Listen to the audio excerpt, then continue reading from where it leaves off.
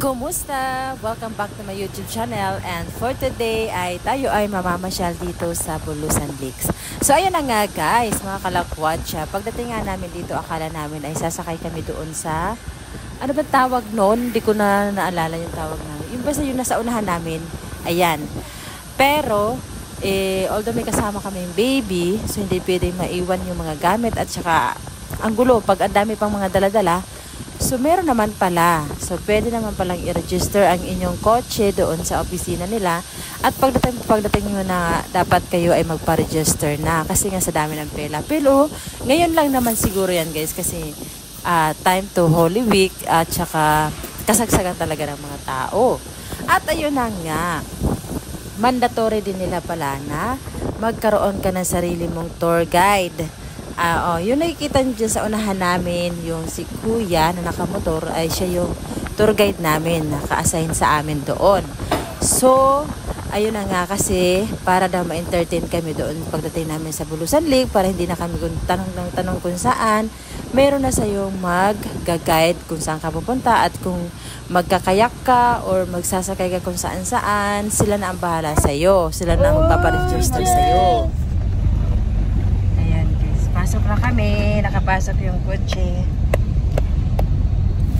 At syempre, 1 hour lang yung pasyal nyo doon sa loob ng Bulusan Lake. Kasi marami pa, para mapagbigyan din yung iba sa dami ng tao ngayon. Pero, ayun na nga, baka ngayon lang na Holy Week sila bibigay ng oras sa atin ng mga namamasyal. So, ayun na nga guys, samahan nyo kami dito sa Bulusan Lake.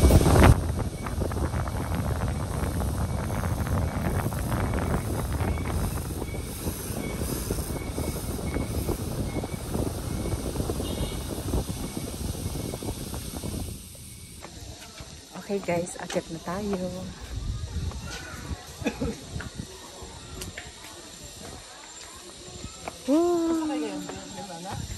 Sasakay ka, boy? Sa kayak? Kayo lang na dua, ha? Kayo lang na dua.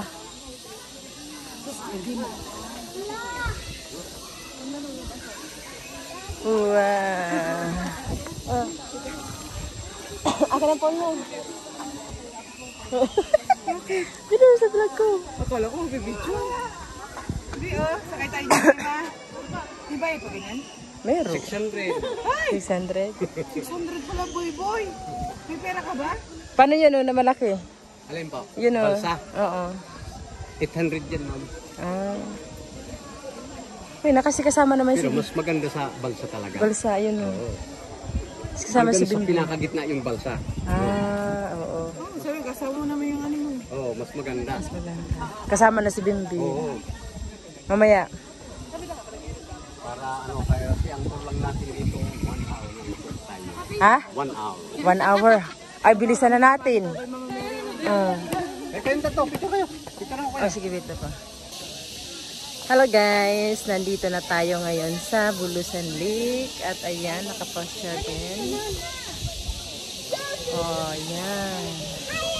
Ganda. So, bawat pala punta dito guys, may bawat vehicle ay mayroong tour guide. Meron na kayong kasamang tour guide. Kasama na sa registration nyo dun sa pagpasok nyo dito. So, ayan guys. Napakalalim. Oo. Oo. 800. Oh, tara na. Tara na, kay 1 hour lang daw tayo. Para siya ako ha. Okay.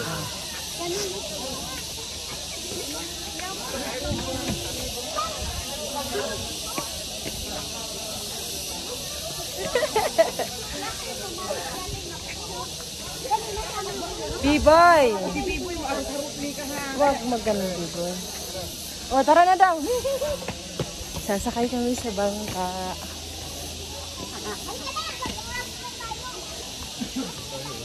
Yun. Buti na lang kasama si Kambal. Kambal ha. Kagayong kainin ho. Mahaga daw kita ka ng halaman.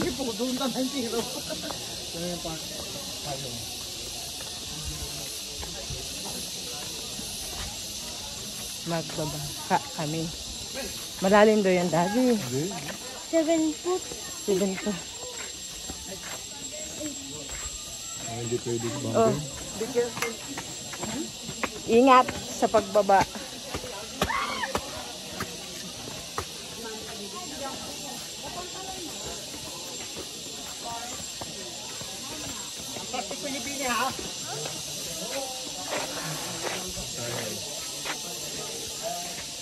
Yan, bibigyan tayo ng life vest.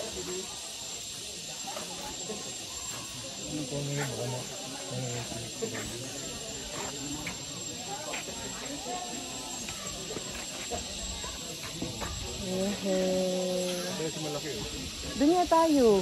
Kasi lahat. Kasi kung ganun lang eh.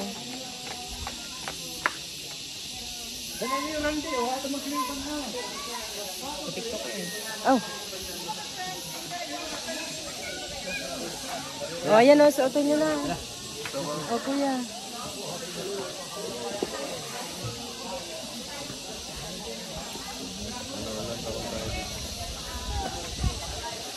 Oh, ito.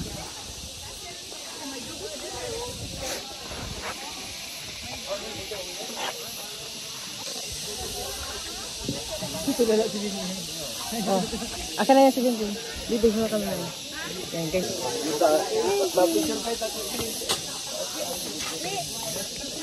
Ikat mo na.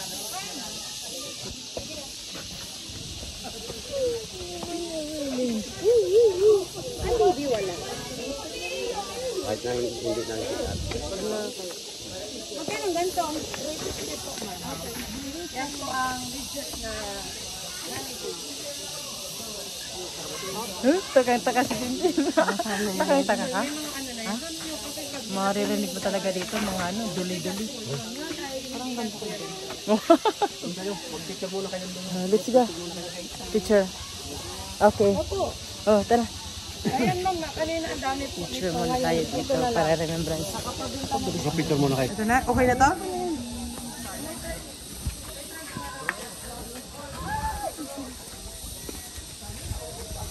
Ayan. Bigyan na nga eh. Oh, ikaw, awakan mo muna, tapos bigyan mo siya. Okay na ako yan. Oh, saan tayo pupunta? Ayan, daming ano natin, oh. Yay!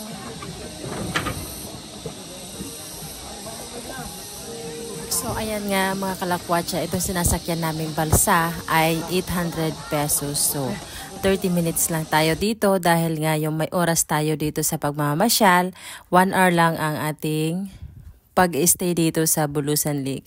So, ayan na nga guys, in-stop ko muna yung maririnig natin na mga mayroon kasing music tong kayak, kaya baka makapiright tayo.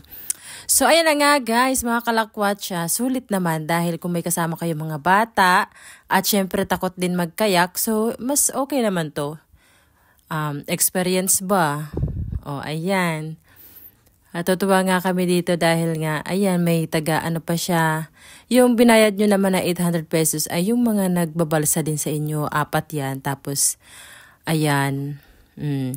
Ang ganda. Ang lalim pala ng tubig nito ay nasa, I forgot na guys. Pero pa V daw ang shape ng tubig nito pa ilalim. Kaya yung pinakadulo ay talagang malalim. So, meron naman daw talagang mga isda dyan. So, hindi siya dagat guys na tubig, ang tubig pala dyan ay tabang. So, ang isda dyan ay yung mga pangtabang lang tulad ng mga tilapia, haruan, kasili, yung mga eel, yan. Tapos, ayan, ongoing pa yung pag-develop pala daw nito. Kaya marami pang kakaibang, taon-taon marami pang kakaibang mga nagbabago dito. Pero nature. So, yan nakikita nyo daw na tubig na yan ay napakalinaw niyan sa ilalim. So, nakikita lang na green dahil nga sa kapaligiran, nakapaligid yung mga puno. So, yan guys.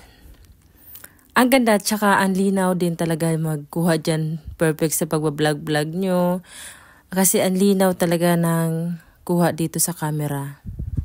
Usually naman guys, ang maririnig nyo talaga dyan, mga duli-duli, mga huni ng ibon, huni ng yung mga duli-duli ba. Tapos, yung pangbundok na tunog, hindi ko lang siya guys inon kasi may music yung aming balsa. So, mahirap na, baka magka-copyright pa tayo. Alam nyo na. So, ayan guys, nag-i-enjoy kami dyan. Tapos, ayan, habang nagbabalsa-balsa kami dyan, yung tour guide ay nag-i-explain din naman. Kaso nga lang, hindi ko talaga guys on kasi may music kasi I forgot, nakalimutan kong ipa-off yung radyo dyan na may music. Kaya yung sinasabi ni tour guide ay ako na lang nagsasabi dito sa inyo. Pero kulang yung impormasyon na naisabi ko sa inyo kasi sa sobrang excited ko dyan, nakapokus talaga ako sa pagbabloging. Kaya hindi ko na masyadong naririnig si tour guide. So, ayan Ayan yung baby namin pasaway! Pero, ayan, solid naman, ang ganda. Tapos, ang ganda sa feeling na nandiyan ka sa gitna, tapos kitang-kita mo. So, mas marami daw talaga dyan ang ahas. Kaya yung mga nagbabalsa sa amin dito ay yung mga mangingisda talaga dito yan. So, ang kinuha talaga daw nila namang babalsa ay mismo mangingisda dito kasi kabisado nila ang bawat sulok ng tubig dito. Kaya hindi sila kumukuha ng ibang mga tour guide dito o magbabalsa sa ating mga turista. Charot, turista! Yung mga mamamasyal na sasakay dito kasi malay mo kung anong mangyari sa atin. O di, alam ng nagbabalsa kung paano tayo sagipin. So, ayan guys, ayan na yung baby namin, inabot na ng gutom, pinadidi na namin dyan. Pero ang sarap kasi, para makakatulog na dyan si Bimbim. Kasi nga yung pagbabalsa. So, yung nakakaantok din. Pero ang presko talaga dyan guys, ang presko. Yung talagang nature ang iyong madadamha sa iyong mukha. Charot, ang lalim ng lalim na sinabi ko. Wow! So, ayan na nga guys. Try nyo, punta kayo dito. Minsan naman, mag-relax naman kayo. Huwag kayong ipon ng ipon kasi yung ipon nyo, hindi nyo naman madadala yan sa kabilang buhay. So, ayan. Dati, ganun din ako guys. Ipon ako ng ipon. Pero wala naman akong napupuntahan sa pag-iipon. Kasi nga, syempre, kaya ang ginawa ko, mag-vlogging na lang, tapos mamamasyal kung saan-saan, para naman ma-refresh ang ating mga minded. So, ayan talaga. Nature lover talaga ako guys, kaya nga, lakwatsera tayo. Kaya nga yung title ng aking vlog ay Lakwatsera dahil mahilig talaga ako mamasyal, mahilig akong pumunta ng ibang lugar. So, ayun. Dagsaan talaga dito ang tao kasi Holy Week nga. So, maraming mga local din na mga umuwi na nagtatrabaho sa Maynila kung saan-saan lugar. Umuwi dito, of course, kasamang pamilya. So, sayang talaga guys kasi yung mga kwentuhan namin yan, puro katatatawanan. So, ayan na nga kasi, ang daming biruan din namin dyan. Kaya lang nga, hindi ko talaga ma-on kasi nga yung mga usapan namin dyan. Tapos yung mga radyo, nakalimutan ko talagang ipa-off talaga. Uy, ang ganda sana kasi mga biruan namin dyan, nakakatuwa. So, anyway, ayan na nga tayo. So, malapit na kami, pabalik na kami doon sa pinaka-main kasi nga meron din nagpa-reserve nitong sinakyan namin. Buong pamilya din. So, 30 minutes lang talaga. So, ayan na nga guys. Nag-i-enjoy kami dyan. Ang ganda talaga dyan guys. Oh,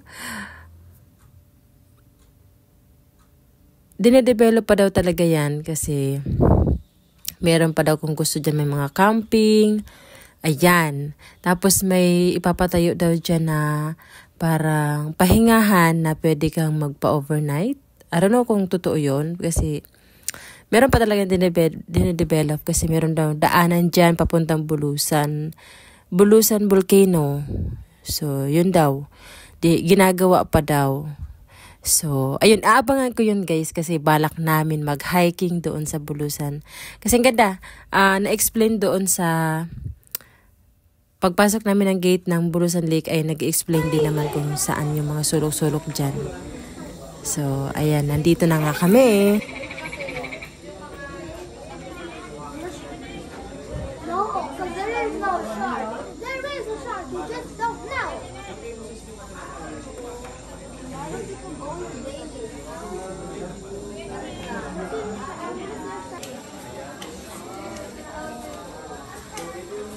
So, ayan guys, kung magkakaya kayo, ang bayad ay 300. At yung malaki, yung sinakyan namin kanina, ay 800 yun. Ayan, perfect naman yun sa may mga kasamang baby. So, may kasama kaming baby, kaya nagganon kami.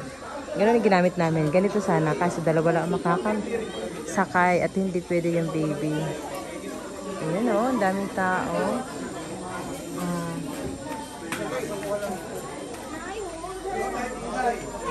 Gala. At meron pa ditong massage. Oh, nagpa-whole body si Dada. Hindi ko lagi sa nakarang walang clearing dito siya. Kasi maligo dito sa haba. Yung pinapayagan namin sa dito, mga lokal. Mga lokal lang. Kasi sila yung nakakabisa ng ilalim yan. Pero sa mga katulad ng... So yan guys, hanggang dito na lang ang aking vlog dahil mag-enjoy muna tayo at picture muna tayo dito. So ayan guys, don't forget nga pala to subscribe my channel for more video. Follow nyo ako and subscribe na rin. At don't forget nga pala sa like para naman ganahan po tayo sa pagbablog. So bye bye guys, see you on my next video.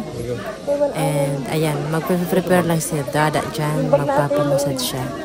So, ayun na guys. Bye-bye. So, diba? Di naman. 30 minutes. Ano? Sige na po ma'am. Mag-aalis na ito kanina ng oras. Okay lang.